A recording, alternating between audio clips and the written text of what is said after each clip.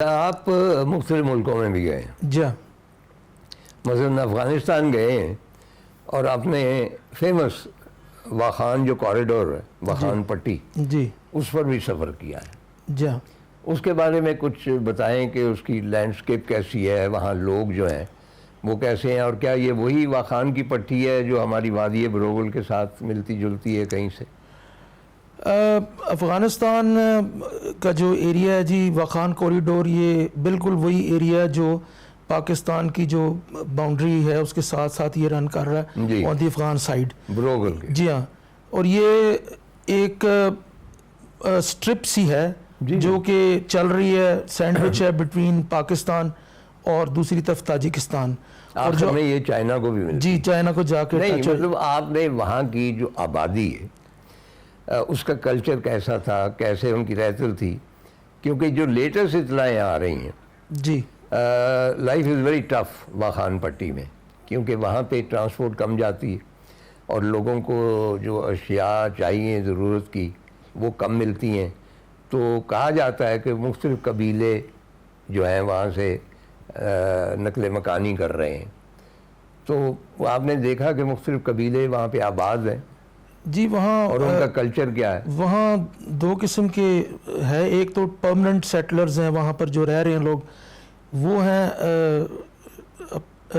جو آغا خان کے فالورز ہیں نا، وہ وہاں رہ رہے ہیں، اسماعیلیز، جی جی، اور وہی آپ کو قاضی دے پہلا گاؤں آتا ہے جب آپ سٹارٹ کرتے ہیں واخان کوریڈور کو، پھر آگے چلتے جائیں تو کشنی خان، پھر سرائے بروغل تک جاتے ہوئے اس میں کافی سارے کو 8-10 چھوٹے چھوٹے سیٹلمنٹس آتے ہیں۔ اچھا، یہ اسماعیلیز ہیں؟ جی یہ اسماعیلیز ہیں، لیکن کیونکہ یہ اسماعیلیز جو ہیں مسلمان، جی یہ جس طرح ہنزا میں ہیں، شمشال میں ہیں، تو ان کا پورا خطہ ہے۔ مثلا اگر آپ سنکیانگ جائیں تو وہاں جو ازبک خانہ بدوش ہیں وہ بھی واخی بولتے ہیں، کیونکہ واخی زبان جو ہے یہ کامن ہے پورے خطے میں، جی کیونکہ زبانوں کا کوئی فرنٹیئر نہیں ہوتا، جس طرح کلچر کا کوئی فرنٹیئر نہیں ہوتا۔ جی اور واقعی زبان میں ہمارے دوست سے پسو کے ماسٹر حقیقت، وہ پہلے شخص تھے پاکستان میں جنہوں نے واقعی زبان کو ایک رسم الخط دیا اور اس کا باقاعدہ مطلب ہے کہ زبان کے طور پر پاکستان میں متعارف کروایا، ورنہ باقی جتنے ملک ہیں وہاں پہ واقعی لکھی بھی جاتی تھی، پڑھی بھی جاتی تھی، تو گویا کہ واخان میں جو لوگ ہیں وہ واقعی بولتے ہیں۔ تو اوورال اس کی لینڈسکیپ کیسی ہے؟ ہارش ہے، دریا ہیں، دریا کون سے ہیں، ماؤنٹینز کون سی ہیں؟ اس میں جو مین دریا چل رہا ہے وہ تو آمو ریور ہے، اس کو آکسس ریور بھی کہتے ہیں، جی جی، اور وہ اچھا یہ جو ہے نا بٹوین، مطلب ہے کہ یہ بہت فیمس تاریخ دان ہے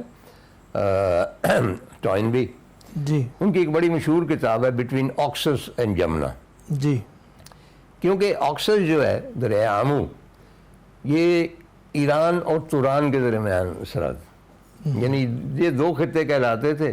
جی ایران سے مراد صرف ملک ایران نہیں بلکہ ایرانی تہذیب اور تورانی تہذیب جو ہے سینٹرل ایشیا کی، تو گویا کہ یہ اس کا کیا یہ ادھر سے آ رہا ہے واخان کی پٹی سے یا ادھر سے جا رہا ہے دریائے آمو؟ یہ آ رہا ہے ادھر اپر سائڈ سے آ رہا ہے، مطلب جو آگے جا کے چائنا کو ملتا ہے، بیسیکلی وہاں اس کا جو سورس ہے، مین سورس بنتا ہے وہ جو کرگز ایریا ہے، اٹونومس ریجن، وہاں سے یہ چھوٹی چھوٹی سٹریمز میں ایمرج ہوتا ہے، اور پھر آگے آ کے یہ جب واخان میں آتا ہے تو یہ ایک بہت بڑا مطلب دریا ہے۔ اچھا، اور جس وقت میں گیا تھا وہاں، اس وقت اس زمانے میں بالکل کسی قسم کا کوئی پل نہیں تھا، جو سائیڈ ویلی سے بھی نالے آتے تھے ان کے اوپر بھی کوئی پل نہیں تھا، اور گاڑی جو ہے وہ نیچے اس کے اندر سے گزرتی تھی، ایک آدمی پہلے جا کے اس کو، مطلب ہے کہ وہاں سے پل اگر وہ مطلب آپ کے پاس سواری تھی، جی جی تو سواری آپ تھی۔ نے پیدل نہیں سفر کیا وہاں پہ؟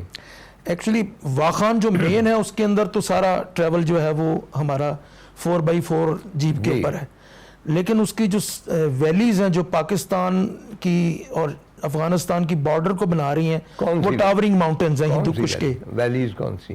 اس میں سٹارٹ ہوتی ہے پہلے ماندراس سے ہوتی ہے، نوشاک سے ہوتی ہے، کشنی خان ہے، پھر شکاور ہے، اچھا نوشاخ جو ہے وہ یہ بارڈر پہ ہے نا؟ جی جی یہ تو ساری جہاں سے بھی تقریباً لوگ ساری جاتے ہیں۔ جتنے بھی پیکس ہیں یہ مطلب ایک یوں سمجھ لیں کہ واخان چل رہی ہے اور اس کے سائڈ پر جتنی ٹاورنگ ماؤنٹینز ہیں، نہیں آپ ان کے اندر گئے یا کچھ سفر کیا ان کے اندر؟ جی جی وہ تقریباً ساری ویلیز کو ہم نے دیکھا جا کے، ہاں اور ان کی سورس میں جو ماؤنٹین تھا اس کی ساری اسٹڈی کی ہم نے، دیکھا سارا. کیا اسٹڈی کی؟ تو وہ جو ہے مینلی اس کو ری ایکسپلور کر رہے تھے تاکہ دوبارہ افغانستان میں جو پہلے کسی زمانے میں 60 سے پہلے جو کوہ پیما آیا کرتے تھے جی ان کو دوبارہ اٹریکٹ کرنے کے لیے اس کو سارا وہ کیا تھا. اچھا تو وہ مطلب لینڈسکیپ اس طرح کا ہے کہ جو واخان کوریڈور ہے وہ تو آہستہ آہستہ گریجول اوپر جا رہا ہے اور اس میں ٹرک بھی چل رہے ہوتے ہیں، لیکن جو سائڈ ویلیز ہیں وہ بہت ڈیفیکلٹ ہیں کیونکہ وہ تقریباً 30-40 سال سے وہاں کوئی نہیں گیا، اور لوکل لوگ جو ہوتے ہیں وہ پہاڑوں سے وہ اپنی ویلی کے اندر ہی رہتے ہیں. زیادہ تر وہی جو اپنی مال مویشی کو اوپر لے کے چلے جاتے ہیں وہ بھی ایک سرٹن پوائنٹ تک جہاں پاسچر ہوتا ہے وہاں تک جاتے ہیں. تو اس لیے وہ کافی ڈیفیکلٹ ویلیز ہیں. اور اچھا اس کے آپ نے کوئی نقشے بنائے، کوئی گائیڈ بک بنائی؟ جی جی یہ جب سارا ایکسپلور ہوا اس کی فوٹوگرافی ہوئی، اس کے نقشے بھی بنے، اور پھر ایک کتاب آئی تھی، اس کا کتاب کا ٹائٹل ہے Peaks of Silver and Jade. تو یہ ایک قسم کی گائیڈ بک یہ ٹائپ کہاں کی. سے مل سکتی ہے؟ یہ ابھی پاکستان میں تو یہ بہت کم اویلیبل ہوئی تھی کیونکہ یہاں لانچ نہیں کی گئی تھی. یہ تو یہ پرنٹ ہوئی آپ کا تھی. فرض ٹھہرتا ہے نا کہ آپ بھی وہاں پہ گئے، اب یہاں پہ بات کر رہے ہیں. جی ہمارے بہت سارے دیکھنے والے ہوں گے جو دلچسپی رکھتے ہوں گے آپ کی ٹاک کے بعد جی کہ وہ بھی وہاں پہ سفر کریں، تو ان کے لیے گائیڈ بک تو ہونی چاہیے. جی ہاں. بس یہ ایک رہ گیا تھا کہ یہ واقعی پاکستان میں لانچ نہیں ہو تاجکستان سکی. بھی آپ گئے؟ جی تاجکستان بھی گیا ہوں. وہاں کہاں کہاں گئے؟ تاجکستان جی جب آپ دوشنبے سے آتے ہیں تو یہ بھی کراکرم ہائی وے کی طرح بڑا لمبا سفر ہے پامیر ماؤنٹینز میں آنے کے لیے. جی خوروگ جو ہے اس کا وہ سینٹر پوائنٹ ہے جس طرح ہم گلگت یا اسکاردو کہتے ہیں، اور وہاں سے پھر آگے ایک راستہ آپ کو لے جاتا ہے جو پھر افغانستان کے اپوزٹ جو نہیں ریور آپ کے. جغرافیہ نہ بتائیں، آپ یہ بتائیں کہ آپ نے کہاں سفر کیا اور کس طرح؟ میں نے جی یہ دونوں ہی کیے ہیں، مطلب یہ بائی روڈ ہم جاتے گئے ہیں، اور سارا آکسس ریور کے ساتھ ساتھ جو تاجکستان کی میں عرض کر رہا ہوں جی، تو یہ ہم سارا اس کو ہم نے ایکسپلور کیا اور کلمہ پاس تک گئے ہیں.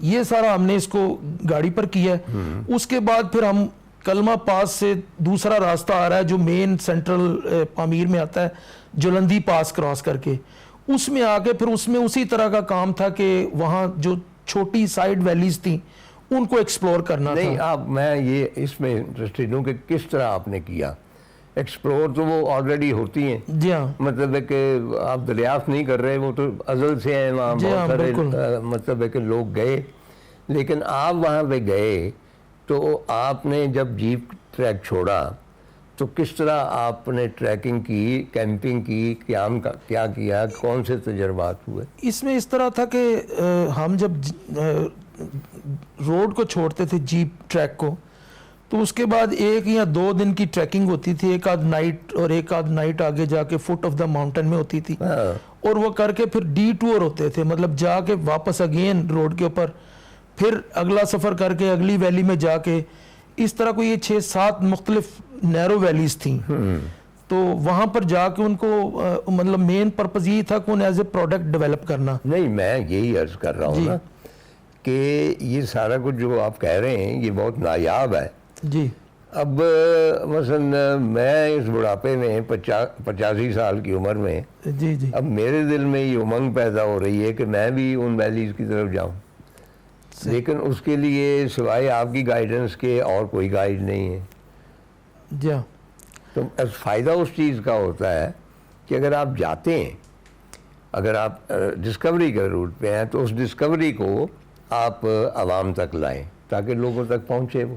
اس کے حوالے سے میں نے ایک بریف سی کتاب لکھی ہوئی ہے جی جو کہ پرنٹ ہوئی تھی. اب وہ اس کا 2nd ایڈیشن کے بارے میں سوچ رہا ہوں. کیا نہیں سوچے نہیں اس کو؟ جی ہاں، اب چونکہ آپ نے کہا تو الٹیمیٹلی اس کو کرنا پڑے گا. اس کا نام کیا ہے؟ جی ہاں، وہ ہے جی ایکسپلوریشنز ان تاجکستان. یہ دیکھیں نا یہ بات ہوئی نا، یہ آپ فوری طور پہ اس کو چھپوائیں جی، اور جب آپ چھپوا لیں گے اور وہ دوسری کتاب لائیں گے تو پھر ہم آپ کے پاس ایک ساتھ ایک اور پروگرام کریں گے. جی بالکل